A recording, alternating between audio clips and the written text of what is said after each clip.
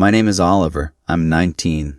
I made the biggest mistake of my life. I cheated on my girlfriend. But this isn't a story about betrayal. It's a story about how pain and despair can lead to actions that you will later hate. The story I first shared was a carefully constructed narrative, a comfortable lie I told myself to make sense of a love that had shattered me. It was a morality tale where I was the innocent victim and she was the cruel villain. But time, distance, and a great deal of painful introspection have dismantled that simple tale. The truth is far messier, a tangled web of codependence and mutual destruction that we both wove, thread by thread. The simple lines of my story have blurred, and I've come to see a more complex, unsettling truth about two broken people who collided and created a cycle of pain, where each of us played a crucial role in the other's downfall. This is no longer just my story, but a chronicle of how two people can become so lost in their own narratives that they end up destroying the very thing they believe they are fighting for. Before I met her, my life was a quiet, suffocating exercise in invisibility. I was a 19-year-old man who, for all intents and purposes, was still a boy. My high school years were spent in the shadows of others, a witness to the vibrant social lives that unfolded around me while I remained an unscripted extra in the background. My clothing was ill-fitting, a desperate attempt to hide a body I hated.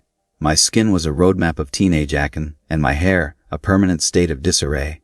I didn't just lack confidence. I had an almost complete absence of self-worth. Every rejection, every unnoticed glance, every awkward silence had chipped away at me, leaving behind a hollow shell that craved to be filled. I craved to be seen, to be desired, to be chosen. My identity at that point was a question mark. Who was I? I had no answer.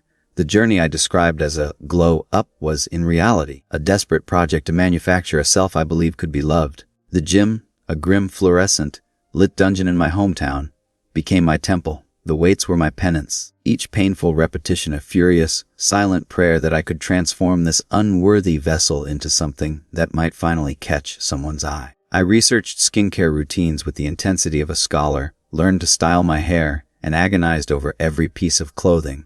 I wasn't doing it for myself. I was building a monument to a future love that I was convinced was the only thing that could make me whole. The person I was before the glow up felt like a stranger. A past I was trying to outrun with every rep and every dollar spent on new clothes. It was in the hushed, book-lined corridors of a campus library late one evening that I first saw her. She was not the life of a party, but the quiet center of her own universe, completely absorbed in her textbook. The way her hair fell across her face, the way she chewed on the end of her pen, every small detail captivated me. Her effortless beauty, and the way she held herself with a quiet confidence made her the ultimate prize, an object of my deepest desire. She was everything I was not: seen, self-assured, and most importantly, loved by someone else. The fact that she had a boyfriend didn't deter me. It intensified my desire. The thought of being the one she chose over him felt like the ultimate confirmation that my transformation had worked. My pursuit of her was not an act of love, but a relentless, almost primal quest to prove my own worth. I didn't want to just be with her. I wanted to be chosen by her. That, I believed, was the only way to prove I was finally enough. The period of illicit hookups while she was still with her boyfriend was not a clandestine romance. It was a game I was desperate to win, a series of secret negotiations where my ego was the currency. Our meetings were a dance of deception and thrill. We'd rendezvous in a secluded campus arboretum, the scent of damp earth and pine needles filling the air as we spoke in hushed whispers. Or we'd find ourselves in her car, parked in a remote lot overlooking the city, the distant lights a silent audience to our stolen moments. The feeling of being chosen over him, of having her sneak away to be with me, was a powerful ego boost. I felt like a king, but my kingdom was built on deceit and a total disregard for the emotional well-being of others. My desire for her to break up with him was not just about wanting to be in a relationship. It was a selfish need for my win, to be made public, for the world to see that she had chosen me. My willingness to be the other man was a testament to my desperation and a profound lack of self-respect. I told myself it was love, but it was just a transactional need for validation. I gave her my time and attention, and in return, I got to believe I was finally desirable. The moment she ended things with her boyfriend, but refused to commit to me, my carefully constructed world crumbled. I had mentally prepared for a glorious victory lap, a public celebration of our love. Instead, I was met with her quiet, unsettling indifference. She said she couldn't do a relationship, that she needed to find herself. I framed this as a moment of naive disappointment. But the reality was far more brutal. Her refusal to commit wasn't a rejection of my love. It was a rejection of my identity as her hero. I had played the part of the devoted suitor, and the script called for a perfect ending. Her deviation from that script was an act of profound betrayal. My devastation was not just heartbreak. It was the humiliation of realizing I wasn't as special as I thought. My belief that she would come around was not naive optimism. It was a form of denial, a desperate way to hold on to the last scraps of hope that the story I had written would still have its perfect ending. I couldn't comprehend that I was just another person to her, that her actions had a different, more chaotic motivation. The pain I felt when she started hooking up with other people was a brutal confrontation with my own worthlessness. Every time she chose someone else, I felt a physical pain, a visceral reminder that I was not enough. The first time, it was at a party in a cramped, sweaty basement. I saw her across the room, her head tilted back in a laugh, a hand on the arm of a guy I didn't recognize. When I went to talk to her, she met my gaze with a cold, almost predatory expression. When I asked her if she wanted to leave, she said, with a near-audible sigh of impatience, that she was going to be busy tonight. The words hung in the air between us, a brutal, public slap. I felt a wave of nausea, hid in the bathroom, and tried to compose myself. But the world had tilted on its axis. I watched from the shadows as she left with him, the casualness of it all a stark contrast to the emotional maelstrom raging inside me. The next morning, I couldn't keep anything down. I walked the quiet campus, the world a washed-out watercolor of my misery. The pain was so acute it felt like a physical wound. It wasn't just heartbreak. It was a total breakdown of my self-worth. The physical pain I inflicted on myself by punching the boxing bag wasn't a form of self-punishment. It was an attempt to replace emotional pain with a physical one, a desperate act of a man who felt he deserved to be hurt. The cheap, red gloves were useless, and my knuckles split open against the heavy canvas. The sharp, searing pain was a momentary distraction from the deeper, more profound ache of my humiliation. 2 days later, she agreed to have lunch with me. I met her in a sun-drenched cafe downtown, a place far from campus, hoping the change of scenery would bring a change of pace.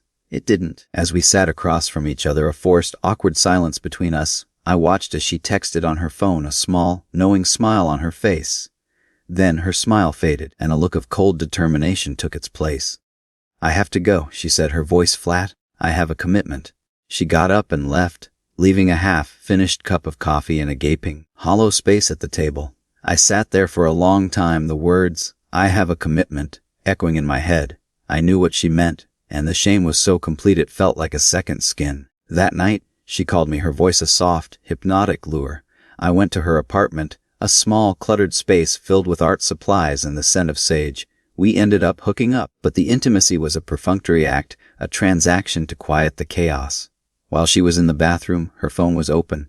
I saw the text messages. "I'm coming over now," from the guy at the party. "Just got out of the shower," his reply. I left without a word, the silence more damning than any accusation. The next morning, I went to her apartment to get my things, resolved to end it for good. But when I got there, the scene was different. She was a crumpled mess on her couch, high out of her mind, a frantic, incoherent stream of words tumbling from her lips. She said she had a cannabis addiction, that she was spiraling and suicidal, and that she had cut herself. My resolve melted away, replaced by the all-consuming, seductive siren call of being her hero. My story describes me as a naive and kind person who just wanted to help. The truth is, I was as codependent who needed to be needed. I took her to the hospital not just out of care, but because her pain gave my life purpose. It was in that stark, sterile emergency room, sitting beside her, that I noticed the purple, red marks on her neck, not from cutting, but from intimacy. My heart sank, but I pushed the truth away. My love had become a form of emotional blackmail, and my continued presence was a silent negotiation. "I will save you, and in return, you will belong to me." The months that followed were not an act of selfless heroism. They were a slow, agonizing descent into a toxic codependency. I became her caretaker, her emotional crutch. My life became a constant state of readiness. I missed classes, skipped important exams, and blew off friends to drive her to appointments with doctors and therapists. My social life, my grades, my own well-being, they all became collateral damage in my desperate attempt to fix her. Her friends had abandoned her because they saw what I was blind to see. that her self-destruction was a cycle she was unwilling to break, and that I was enabling it. My fear that she would hook up with anyone else if I wasn't there immediately was a possessive insecurity masquerading as concern. I was so terrified of losing my role as her savior that I was willing to sacrifice everything, including myself, to maintain it. She had two close friends, Maria and Chloe, who had stuck by her. I remember watching them with a mix of suspicion and a strange, smug sense of superiority. They would try to pull her away, to get her to a party or a dinner, and she would always refuse, telling them she wasn't feeling well. I would sit there, a silent, knowing look on my face, and they would eventually leave, their expressions a mix of concern and frustration. I knew what they thought of me, that I was enabling her. But I also knew they were scared of her, and I wasn't.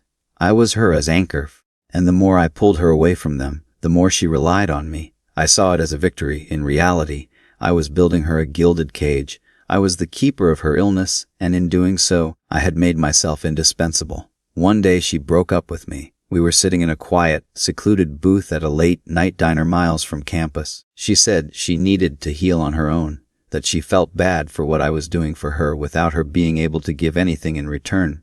I was shattered. I begged her to let me stay, to let me be a part of her healing. I asked her for one promise to truly work on herself, not to return to her destructive habits. She agreed, and I walked out of that diner into the cold night, feeling like I had thrown away a semester of my life for nothing. A few days later, I went to a party. The loud music, the unfamiliar faces, the smell of cheap beer, it all overwhelmed me. I found myself on the porch, a full-blown panic attack seizing me. I called her, frantic, needing her to be my anchor again. She didn't answer. Later, she drove me back from the library, her car quiet and tense. She told me what I already knew. She had gotten too high the night I called, and had hooked up with a random guy from Tinder. I wanted to scream, to lash out, but I was so exhausted by the drama I just went home and cried. She called me later, her voice soft and vulnerable. She had gotten her diagnosis back, borderline personality disorder. She said she was self-destructive and begged for another chance. And like an absolute idiot, I took her back. The 4 days she spent wooing me back were an elaborate performance, a masterful manipulation on both our parts. She came to my apartment every morning, cooked me breakfast, and talked to me with a newfound vulnerability. She showered me with compliments, bought me small gifts, and was transparent about her conversations with other guys. She wasn't just begging for another chance, she was offering me my hero's role back. My acceptance was not a testament to my love. It was a desperate, grasping attempt to regain the one thing that made me feel worthy. The relationship we built, the facade of a perfect couple, was a lie we both told ourselves and the world. My glow up, as I called it, wasn't a result of her love. It was a change I had initiated on my own. She simply became the convenient narrative to explain it to others. She was the beautiful prize that confirmed my transformation had worked. For a time, we were perfect. We went on weekend trips to a picturesque mountain cabin, her laughter echoing through the trees as we hiked winding trails. We attended galas and formal events, her hand in mine, our friends whispering about what a perfect couple we were. But the scars from the past still hurt. Anytime I heard the word rail or saw it written out, I would get flashbacks to the text messages I had read that night between her and the random guys. Every time I saw one of them in public, I felt deeply humiliated and ashamed. I tried to fight it, but it always stuck deep down. I would wake up at night with full-blown panic attacks, my chest tight, my stomach in knots. It was an absolutely disgusting feeling, and I couldn't shake it off. But still, I put my heart and soul into that relationship as much as I could. I was so convinced that my love could fix her, that it could somehow erase all the pain, that I was willing to sacrifice my mental health for it. Months went by until I decided to study abroad for the summer. I was excited, but also a little nervous. My girlfriend was also a little nervous, but I believed it was because of the long distance. We promised to FaceTime every day, to talk constantly. But once I got to my small apartment in a bustling European city, things got weird. The calls weren't as frequent, and she never complimented me anymore or tried to make me feel good. I would do it constantly, but even when I asked, I would be met with laughter and that I was being too dramatic. My anxiety, a constant companion, started to get louder. What if she started seeing someone else? What if she didn't love me anymore? I kept trying to fix it over text and call, my texts growing longer, more desperate. Meanwhile, at study abroad, I met a girl in my program. We met on a day trip to a small coastal village, the sun warm on our faces as we walked through the cobblestone streets. She was kind, funny, and she actually listened when I talked. She openly showed interest in me, and I didn't stop her. She was a different kind of prize, one that offered unconditional support and kindness, a stark contrast to the emotional roller coaster I was on. We talked more and more, and my girlfriend got even more distant. I assumed that once we got back, things would figure itself out. One day, I posted my physique on my social media because I was proud of how I looked. The girl from study abroad sent me a picture, replying to it, and said, "Open this when you're alone." I faced a moral dilemma that I now feel was God testing me. Should I open it or not? Eventually, I gave in. And literally, as soon as I opened it, I got a call from my girlfriend. She was breaking up with me. I couldn't believe it. I was so heartbroken and was devastated. I argued with her on the phone for what felt like hours, my voice cracking, my mind reeling. All of our friends, all the dreams we had, all the suffering I put myself through to make things work. It was all for absolutely nothing. I screamed into the phone, the lights of the foreign city a blur through my tears. She was done, and I had just lost my multi-year relationship. Yes, I made a small mistake, but the reason she was breaking up was not even because she found out. It was because of the long distance. I was shocked. Once our mutual friends heard, they all stopped talking to her. I never told them anything about what she put me through, but it was well known by everyone around us that I was a good boyfriend and that I had really cared about her. All of them viewed her as callous and ungrateful, and that she didn't put in the same effort that I had to save this relationship. She ended up having no friends and left the school more alone than when she came. To this day, no one knows about the study abroad girl, even my ex-girlfriend. The end of our relationship didn't just mark a breakup, it marked the collapse of my entire identity. For years, I had defined myself through my role as her savior, her rock, the one person who would stand by her no matter what. When she walked away, she didn't just break my heart, she took my purpose with her. The initial outpouring of support from my friends, who all saw me as the wronged party, was a powerful but hollow comfort. It fed the narrative I had created, but it did nothing to heal the emptiness inside me. In the months that followed, the panic attacks I had suffered during our relationship became more frequent and intense. They were no longer triggered by her actions, but by the quiet terror of being alone with my own thoughts. I would wake up in a cold sweat, unable to breathe, haunted by the ghost of a person I no longer recognized. The glow up I had so proudly displayed felt like a cruel joke. I had transformed my body, but my mind was still a chaotic mess, a rubble of insecurities and unprocessed trauma. I had become the victim I had always claimed to be, but the perpetrator was not her, it was me, and the choices I had made. My friends' unwavering support, while well-intentioned, became a cage. They would talk about her with a venom that made me deeply uncomfortable. They saw her as a monster, and I was forced to maintain that illusion to keep their sympathy. I never corrected them, never told them about her mental health struggles or the complexity of our dynamic. To do so would have been to dismantle the narrative that had become my sole source of identity. I was the good guy and she was the bad one. It was a simple, clean story, and I was terrified of what would happen if I complicated it. But the silence became a heavy burden. The constant stream of her friends, hateful messages, the public shunning, and the cruel whispers on campus. It all felt like a punishment I had inflicted, not on her, but on myself. I had traded her presence for a moral high ground, and I was slowly suffocating on it. One day, months after the breakup, I was walking on campus and saw her from a distance. She was sitting alone, staring at her phone. She looked tired, thin, and impossibly sad. A rush of emotions, anger, pity, guilt, washed over me. I wanted to turn away, but something made me stop. I saw the girl who had been so broken, so lost, not the callous ex my friends had painted. I walked over, my heart pounding in my chest. "Hey," I said, my voice barely a whisper. She looked up, her expression a mix of surprise and defensiveness. "What do you want?" she asked, her voice flat. I didn't have an answer. "I just wanted to see if you were okay," she scoffed, a bitter sound I remembered all too well. "Does it matter? You got what you wanted. Everyone hates me now." The accusation stung.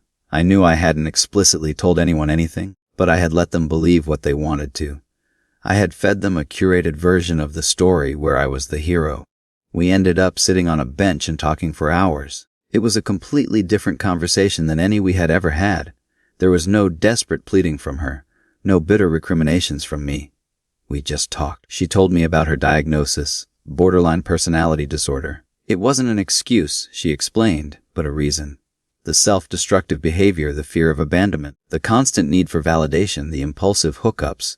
It was all a frantic, chaotic attempt to manage an internal landscape of pain she couldn't control. And then she said something that hit me like a physical blow. I know you think I broke up with you because of the distance, but that wasn't it. I broke up with you because I was so terrified of you leaving me that I had to do it first. I knew if you came back, you would find a reason to hate me again, to leave. I saw you opening yourself up to someone else, even just a little, and I panicked. I knew I was going to hurt you again because I always do. So I chose to hurt you in a way I could control before you could hurt me in a way I couldn't. I sat there, stunned. All this time I had seen her as someone who was ungrateful, who had taken everything from me. But maybe, just maybe, I had been an enabler too. I had fed her need for validation by constantly running back to her. My willingness to be a hero had kept her from truly seeking help. My love was built on a foundation of pain and a desire to fix her, not on a foundation of genuine partnership. And my mistake with the study abroad girl wasn't just a regrettable lapse in judgment. It was my subconscious trying to find an escape from a situation that was slowly devouring me. I was so convinced I was the victim that I never considered my own role in the cycle of destruction. After that conversation, I saw the truth. The story was never just about a bad person and a good person. It was about two broken people who kept hurting each other, each for their own reasons. I wasn't just the guy she hurt. I was also the guy who couldn't let go, who romanticized his suffering and made it the center of his identity. I didn't cheat on her. I cheated on myself by pretending I could be with a woman I couldn't trust and who was incapable of being in a healthy relationship. The emotional blackmail, the manipulation. It worked because I let it. My love wasn't a selfless act of heroism. It was a desperate, codependent need to be the one who could save her. Her friends didn't hate her because I was a good boyfriend. They hated her because my narrative, however unconsciously given, painted me as one. I was the wounded party, and she was the perpetrator. They didn't have the context of her pain, or her illness, or my desperate need to be the savior. I never told them about her past betrayals, not because I was a good person keeping her secrets, but because that truth would have complicated my victim story. It would have made them ask, why did you stay? And I didn't have a good answer for that yet. She is still on her path to recovery, and I'm on mine. We aren't friends, and we won't be in a relationship. But the anger and resentment have been replaced by a quiet, somber understanding. The moral of the story isn't just, don't take her back. It's, don't stay in a story you don't want to be the lead in. The real regret wasn't cheating. It was staying in a situation where I was so emotionally depleted that I had to cheat in the first place.